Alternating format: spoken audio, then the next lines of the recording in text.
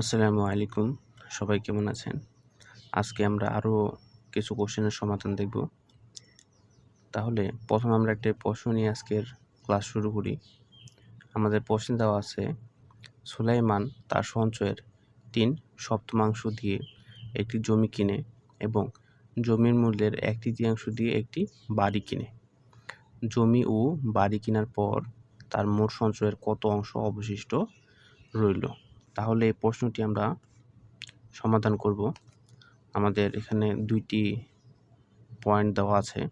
প্রথম আমরা লিখি, সে তার সঞ্চয় দিয়ে যে জমিটি কিনেছে তার মূল্য হলো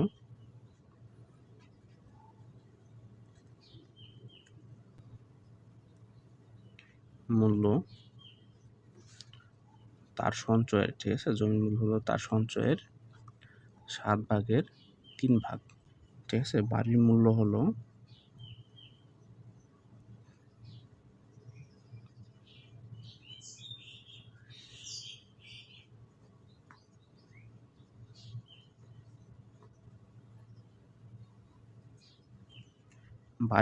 হলো জমির 3/1, ঠিক আছে। যেহেতু আমাদের প্রশ্নে দেওয়া ছিল জমির মূল্যের 1/3 দিয়ে সে একটি বাড়ি কিনে, তাহলে 1/3 দিয়ে যদি বাড়ি কিনে তাহলে আমাদের এটা ক্যালকুলেশনটা এইভাবেই করতে হবে প্রত্যেকটা ম্যাথের ক্ষেত্রেই। তো আমরা এটা কাটি, তাহলে আমরা পাবো 7/1। এখন আমরা তার মোট সঞ্চয়কে 1 অংশ ধরে নিয়ে তার অবশিষ্ট পরিমাণটা বের করব। তাহলে আমরা লিখব এরকম যে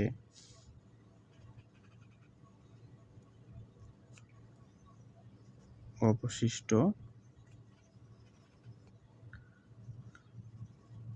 রইল 1 মাইনাস, এটা হলো জমির মূল্য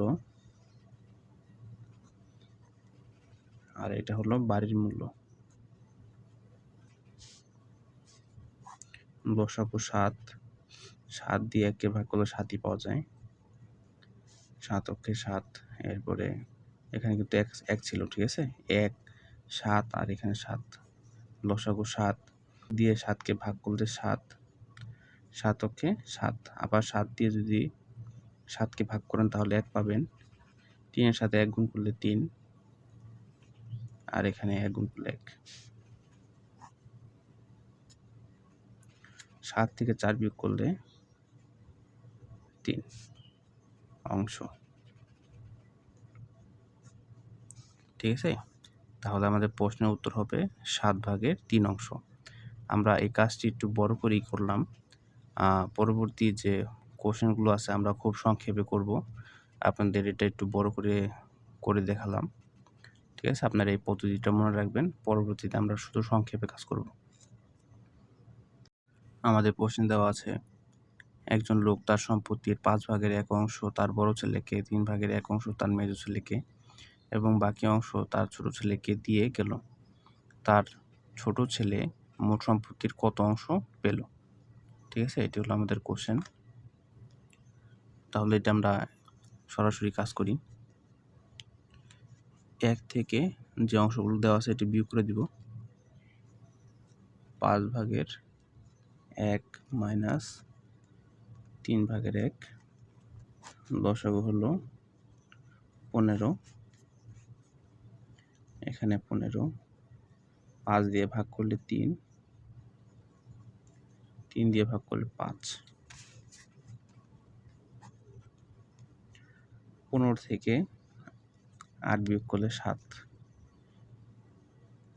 তাহলে মোট সম্পত্তির 15/7 অংশ পাবে ছোট ছেলে। আমরা একটি প্রশ্ন দেখব। আমাদের প্রশ্নে দেওয়া আছে, একটি ভগ্নাংশের লব ও হরের পার্থক্য 2 এবং সমষ্টি 16, ভগ্নাংশটি কত? ঠিক আছে, যেহেতু এখানে লবের কথা উল্লেখ করা আছে প্রথমে, তাহলে লবটি হবে বড়, অর্থাৎ এটি একটি অপ্রকৃত ভগ্নাংশ। আমরা যদি অপশনগুলোর দিকে তাহলে দেখতে পাবো এখানে শুধু খ হলো অপ্রকৃত ভগ্নাংশ, এবং আমরা যদি এর 9 থেকে যদি 7 বিয়োগ করি তাহলে আমরা 2 পাবো। আমাদের যে প্রশ্নে পার্থক্য দেওয়া ছিল, পার্থক্য মানে বিয়োগফল, 2 মিলে, এবং সমষ্টি দেওয়া ছিল 16, 9 এবং 7 যদি আমরা যোগ করি তাহলে অবশ্যই আমরা 16 পাই। এই খ নাম্বারটি হবে এই প্রশ্নের উত্তর। আমাদের একটি প্রশ্ন দেওয়া আছে। আমাদের প্রশ্নে বলা আছে কোনো প্রকৃত ভগ্নাংশের লব ও হরের যোগফল 14 এবং বিয়োগফল 8 হলে ভগ্নাংশটি নিচের কোনটি? যেহেতু প্রকৃত ভগ্নাংশ, এর অর্থ হলো হর অবশ্যই লব থেকে বড় হবে। তাও যদি আমরা অপশনগুলোর দিকে তাকাই তাহলে আমরা দেখব যে ক এবং গ, ঠিক আছে, এখানে দুইটি প্রকৃত ভগ্নাংশ, খ এবং ঘ হলো অপ্রকৃত ভগ্নাংশ। তাহলে এই দুইটি থেকে যে কোনো একটি হবে উত্তর। আমরা এখানে 5 এবং 9 যদি যোগ করি তাহলে আমরা পাবো 14, যা মিলে, ঠিক আছে, যোগফলের সাথে মিলে। এবং বিয়োগফল, ঠিক আছে, বিয়োগফল কিন্তু মিলে না, কারণ 9 থেকে যদি আমরা 5 বিয়োগ করি আমরা পাবো 4, যেটা সত্য নয়। আমরা যদি এটার সাথে তুলনা করি বা অপশনটা যদি আমরা যাচাই করি তাহলে এটা অবশ্যই মিলে। যোগ করলে 14 এবং বিয়োগ করলে 8, তাহলে এই গ নাম্বারটি হবে এই প্রশ্নের উত্তর। প্রশ্নে বলা আছে 21 ভাগের 20 এর মধ্যে 63 ভাগের 20 কতবার আছে? ঠিক আছে, তাহলে এটা আমরা খুব সহজেই বের করব। আমরা প্রথম অংশটিকে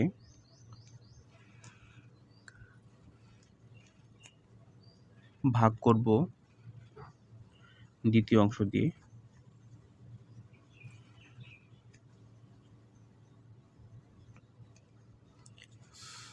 আমরা জানি যে দ্বিতীয় অংশে যেহেতু ভাগ আছে, আমরা ভাগকে গুণ করে উল্টাই দিতে পারি, অর্থাৎ লবকে হর, হরকে লব। এখন কাটাকাটি যদি করি 3, তাহলে উত্তর হবে 3 বার। আমরা একটি প্রশ্ন দেখব। আমাদের প্রশ্ন দেওয়া আছে দুটি ভগ্নাংশের গুণফল 28 ভাগের 15, একটি 7 ভাগের 5 হলো, অপরটি কত বা অপর ভগ্নাংশ কত? আমরা এটা ভাগ করে দিব। ভাগ করলে আমাদের উত্তর বের হয়ে আসবে। এই 28 ভাগের 15কে আমরা ভাগ করব 7 ভাগের 5 দিয়ে, অর্থাৎ আমরা দ্বিতীয় অংশটি আবারও গুণ করি, উপরে 7 নিচে 5, কাটাকাটি করলে এখানে 3, এখানে 4, অর্থাৎ 4 ভাগের 3। ঠিক আছে, আমাদের প্রশ্ন দেওয়া আছে একজন ব্যক্তি মাসিক বেতনের 15 ভাগের 1 অংশ যাতায়াত ভাড়া পান। তার মাসিক বেতন 9,000 টাকা হলে যাতায়াত ভাড়া কত? ঠিক আছে, এটা আমরা খুব সহজে বের করতে পারবো। এই 9,000কে আমরা 15 ভাগের 1 দিয়ে গুণ করি, তাহলে উত্তর বের হয়ে আসবে। 15 দিয়ে যদি আমরা 90কে ভাগ করি 6, এই 2 শূন্য আছে, আমরা 2 শূন্য নিয়ে নিলাম, তাহলে 600 সাথে 1 গুণ করলে 600। এটাই হবে এই প্রশ্নের উত্তর। আমাদের প্রশ্ন দেওয়া আছে একটি নতুন বাইসাইকেলের দাম 2500 টাকা। প্রতি বছর শেষে সাইকেলটির মূল্য পূর্বতন মূল্যের 5 ভাগের 4 দাঁড়ায়। তৃতীয় বছর শেষে সাইকেলটির মূল্য কত হবে? 2500, যেহেতু তৃতীয় বছর শেষ, ঠিক আছে, তাহলে তৃতীয় বছরের ক্ষেত্রে আমরা এই 5 ভাগের 4কে আমরা 3 বার নিব।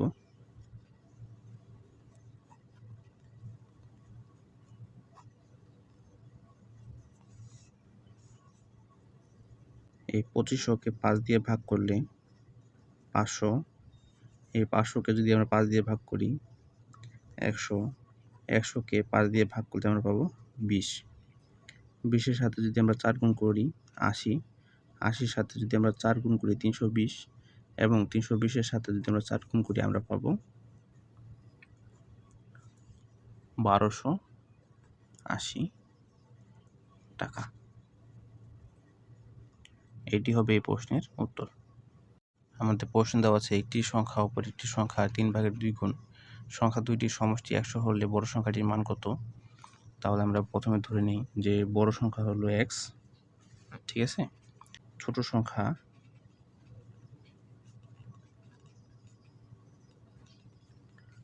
এক্স এর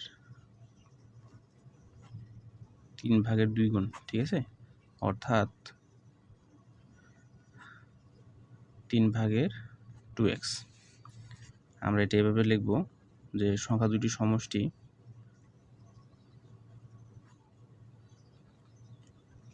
সমান 100। আমরা এখান থেকে পাবো 5x আর নিচে হলো 3।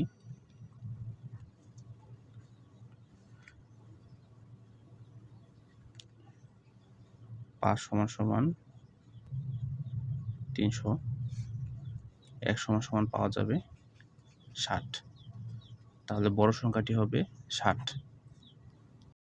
আমাদের প্রশ্ন দেওয়া আছে 20 ফুট লম্বা একটি বাঁশকে এমনভাবে কেটে 2 ভাগ করা হলো যেন ছোট অংশটি বড় অংশের 2/3 হয়। ছোট অংশের দৈর্ঘ্য কত? তাহলে এটা আমরা এইভাবে করব।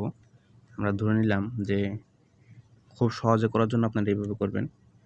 বড় অংশের দৈর্ঘ্য হলো 3x, ছোট অংশের দৈর্ঘ্য হলো 2x, ঠিক আছে, সমান 20 বা 5x সমান সমান 20, x এর মান হলো 4। তাহলে ছোট অংশের দৈর্ঘ্য কত হবে?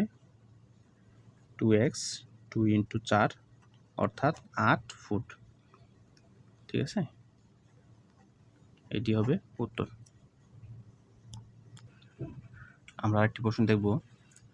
আমাদের প্রশ্ন দেওয়া আছে 25 ফুট লম্বা একটি বাঁশকে এমনভাবে কাটা হলো যেন এক অংশ অন্য অংশের 4/1 হয়।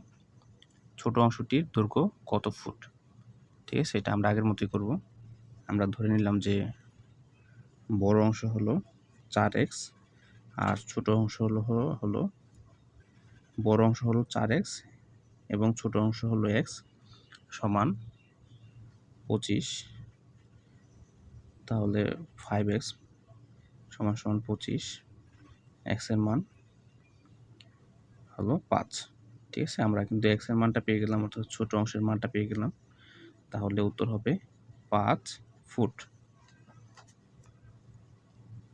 আমাদের প্রশ্ন দেওয়া আছে 5 ফুট দীর্ঘ একটি তারকে এমনভাবে 2 ভাগে ভাগ করা হলো যেন এক অংশ অন্য অংশের 3/2 হয়। ছোট অংশটি কত ইঞ্চি?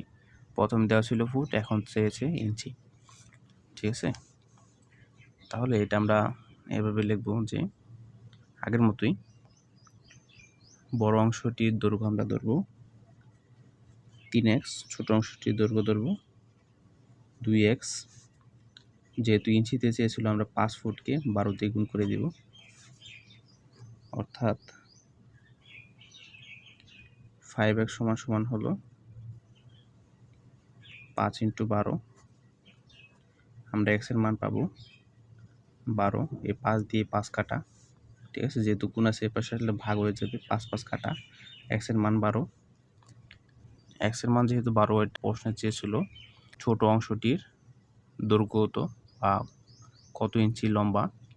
আমরা x এর মান যেহেতু 12 পেয়েছি, তাহলে আমরা 2 গুণ করে দিই, তাহলে ছোট অংশটির মান বের হয়ে যাবে 2 × 12, অর্থাৎ উত্তর হবে 24 ইঞ্চি। আমাদের প্রশ্ন দেওয়া আছে একটি গরু 450 টাকা বিক্রি করায় তার ক্রয় মূল্যর 8/1 লাভ হলো, গরুটির ক্রয় মূল্য কত? তাহলে এটা আমরা এভাবে সমাধান করব। আমরা লিখব যে 8 + 1 অংশ সমান 450, 9 অংশ সমান 450। এভাবে লেখার কারণ কি? এই যে 450 যে টাকাটা দেওয়া আছে, এই টাকার ভিতরে ক্রয় মূল্য আছে, লাভও আছে, ঠিক আছে। আর এখানে আমাদের প্রশ্ন দেওয়া ছিল যে 8/1 অংশ লাভ হয়। তাহলে আমরা এটা এইভাবে করব সংক্ষেপে করার জন্য। তাহলে এক অংশের পরিমাণ থাকবে, অর্থাৎ 50 টাকা। তাহলে ক্রয় মূল্য হবে 8 অংশ 8 × 50 টাকা অর্থাৎ 400 টাকা। এটি হবে আমাদের এই প্রশ্নের উত্তর। আমাদের প্রশ্ন দেওয়া আছে কোনো পুস্তকের 96 পৃষ্ঠা পড়ার পরেও তার 13 ভাগের 5 অংশ পড়তে বাকি থাকলে পুস্তকটির মোট পৃষ্ঠা কত? তাহলে এটা আমরা সংক্ষেপে কিভাবে করি একটু খেয়াল করেন। এখানে দেওয়া আছে, আমাদের প্রশ্ন দেওয়া আছে 13 ভাগের 5 অংশ অবশিষ্ট। ঠিক আছে, এটা হলো অবশিষ্ট। তাহলে পড়া হয়েছে কতটুকু? পড়া হয়েছে 1 থেকে যদি আমরা এই অংশটা বিয়োগ করি তাহলে কতটুকু পড়া হয়েছে এই মানটা আমরা বের করতে পারবো। আমাদের এই মানটা বের করা প্রয়োজন, কারণ এই মানটা আমাদের দেওয়া আছে এই অংশের মান। ঠিক আছে, এই অংশের মান দেওয়া আছে 96। অর্থাৎ আমরা যদি বিয়োগ করি আমরা পাবো 13 ভাগের 8। এই 13 ভাগের 8 সমান সমান হলো 96। তাহলে এক অংশ, ঠিক আছে, এক অংশের মান বের করব। এই 13 দিয়ে 96কে গুণ এবং 8 দিয়ে ভাগ। যদি আমরা কাটাকুটি করি তাহলে আমরা এটার মান পাবো 156। ঠিক আছে, এটি হবে আমাদের উত্তর। আমাদের প্রশ্ন দেওয়া আছে একটি স্কুলের ছাত্র ও ছাত্রীর সংখ্যার মধ্যে 6 ভাগের 5 অংশ ছাত্র এবং বাকি অংশ ছাত্রী। যদি ছাত্রদের সংখ্যা ছাত্রীদের সংখ্যার অপেক্ষা 120 জন বেশি হয় তবে ছাত্রীর সংখ্যা কত? আমাদের এখানে 120 যে সংখ্যাটা দেওয়া আছে সেটা হলো পার্থক্য অর্থাৎ বিয়োগফল। আমরা ধরি মোট ছাত্র ছাত্রী হলো 6x, ছাত্র 5x অর্থাৎ 5x এবং ছাত্রী হলো x। যেহেতু বিয়োগফল অর্থাৎ আমরা এটা এভাবে লিখব, 5x থেকে আমরা x বিয়োগ করব অর্থাৎ আমরা মান পাবো 120, যেটা আমাদের প্রশ্নে দেওয়া ছিল। 4x এর মান 120, x এর মান হলো 30। ঠিক আছে, ছাত্রের সংখ্যা x অর্থাৎ আমরা x এর মানটা পেয়ে গেছি, যে সংখ্যা হবে 30 জন। আমাদের প্রশ্ন দেওয়া আছে কোন সংখ্যার 7 ভাগের 3 এর মান 48? তাহলে আমরা এটা এইভাবে সমাধান করব। x ইন্টু 7 ভাগের 3 সমান 48। x এর মান হবে, এটা ভাগ আছে এপাশে গুণ, এটা গুণ আছে এপাশে ভাগ। 48 ইন্টু 7 নিচে 3, 3 দিয়ে যদি আমরা 48কে ভাগ করি 16, 16 সাথে 7 গুণ করলে আমরা পাবো 112। এটি হবে আমাদের এই প্রশ্নের উত্তর। আমাদের প্রশ্ন দেওয়া আছে কোন সংখ্যা 7 ভাগের 2 অংশ 64 এর সমান? তাহলে এটা আমরা আগের প্রশ্নের মতো সমাধান করব। x ইন্টু 7 ভাগের 2 সমান 64। x এর মান হবে 64 সাথে 7 গুণ 2 দিয়ে ভাগ, 2 দিয়ে যদি 64কে ভাগ করি 32, 32-এর সাথে যদি আমরা 7 গুণ করি তাহলে আমরা পাবো 224। এটি হবে আমাদের এই প্রশ্নের উত্তর। আমাদের প্রশ্ন দেওয়া আছে কোন সম্পত্তির 8 ভাগের 7 অংশের মূল্য 9100 টাকা? ওই সম্পত্তির 4 ভাগের 3 অংশের মূল্য কত টাকা? তাহলে এটা আমরা এইভাবে লিখব, 9100 ইন্টু উপরে 8 নিচে 7 এরপরে 4 ভাগের 3। ঠিক আছে, এখান থেকে পাওয়া যাবে এক অংশের মূল্য। এই এক অংশের মূল্যের থেকে আমরা যদি এটাকে 4 ভাগের 3 অংশ দ্বারা গুণ করি তাহলে 4 ভাগের 3 অংশের মূল্যটা বের হবে। তাহলে আমরা যদি কাটাকাটি করি 7 দিয়ে যদি আমরা 91কে ভাগ করি তাহলে আমরা পাবো 13 অর্থাৎ 1300। 4 দিয়ে যদি আমরা 8কে ভাগ করি 2। এখন 13-র সাথে যদি আমরা 2 গুণ করি 26 অর্থাৎ 2600। এই 26-এর সাথে যদি আমরা 3 গুণ করি তাহলে আমরা পাবো 4 ভাগের 3 অংশের মূল্য আসবে 7,800 টাকা। প্রশ্নে দেওয়া আছে এক খণ্ড জমির 8/3 মূল্য 375 টাকা হলে ওই জমির 5/1 দাম কত? তাহলে এটা আমরা আগের মতোই সমাধান করব। 375 ইন্টু উপরে 8 নিচে 3, এরপরে 5/1 সমান আমরা মানটা বের করব। এটা থেকে 1 মান পাওয়া যাবে, আর 1 মান থেকে আমরা যদি 5/1 করি, গুণ করে দিলে মানটা বের হয়ে আসবে। 5 দিয়ে 375কে ভাগ করি, তাহলে পাবো আমরা 75।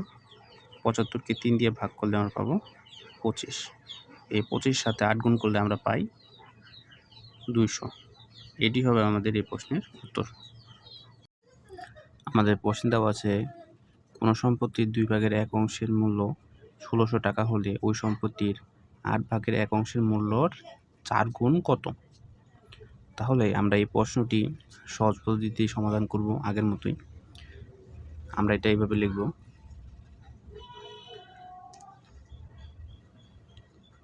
1600 ইন্টু 2 ইন্টু 8/1 ইন্টু 4। 4 কেন? কারণ আমাদের বলা হচ্ছে যে 4 গুণ। এখন 8 দিয়ে যদি আমরা 1600কে ভাগ করি, তাহলে আমরা পাবো 200। 200-র সাথে যদি আমরা 4 গুণ করি 800, 800-র সাথে যদি 2 গুণ করি, তাহলে আমরা পাবো 1600। এটি হবে আমাদের এই প্রশ্নের উত্তর। আমাদের প্রশ্ন দেওয়া আছে কোনো সম্পত্তির 4/1 মূল্য 12,500 টাকা হলে 2/1 মূল্য কত? তাহলে এটা আমরা আগের মতো সমাধান করব।